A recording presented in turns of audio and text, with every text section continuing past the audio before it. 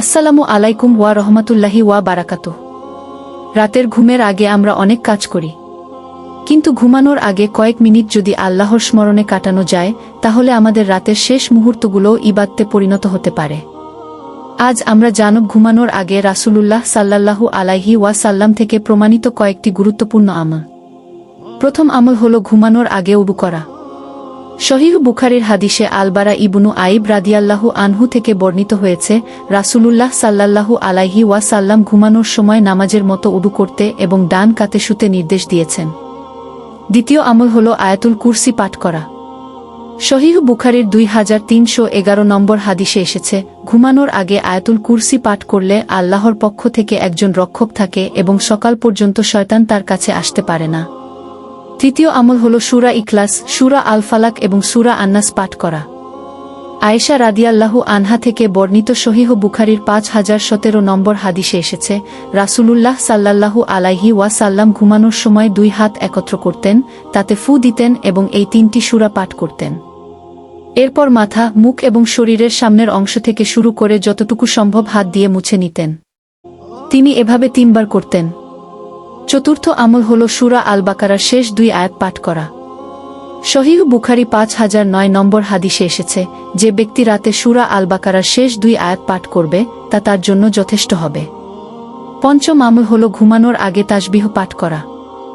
সহিহ বুখারী 5361 নম্বর হাদিসে এসেছে, রাসূলুল্লাহ সাল্লাল্লাহু আলাইহি ওয়াসাল্লাম ফাতিমা ও আলী রাদিয়াল্লাহু আনহুমাকে ঘুমানোর সময় 33 বার সুবহানাল্লাহ, 33 বার আলহামদুলিল্লাহ এবং 34 বার আল্লাহু আকবার বলতে শিখিয়েছিলেন।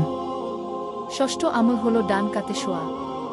ঘুমানোর আগে ওযু করে ডান কাতে শোয়া রাসূলুল্লাহ সাল্লাল্লাহু আলাইহি ওয়াসাল্লামের শেখানো সুন্নাহর অন্তর্ভুক্ত। তাই ঘুমানোর সময় এই সুন্নাহটি পালন করার চেষ্টা করুন। সপ্তম আমল হল ঘুমানোর আগে রাসূলুল্লাহ সাল্লাল্লাহু আলাইহি ওয়াসাল্লামের শেখানো দোয়া পড়া। এই দোয়ায় আমরা নিজেদেরকে আল্লাহর কাছে সমর্পণ করি, নিজেদের বিষয় তার কাছে সুপর্দ করি এবং তার উপর ভরসা প্রকাশ করি।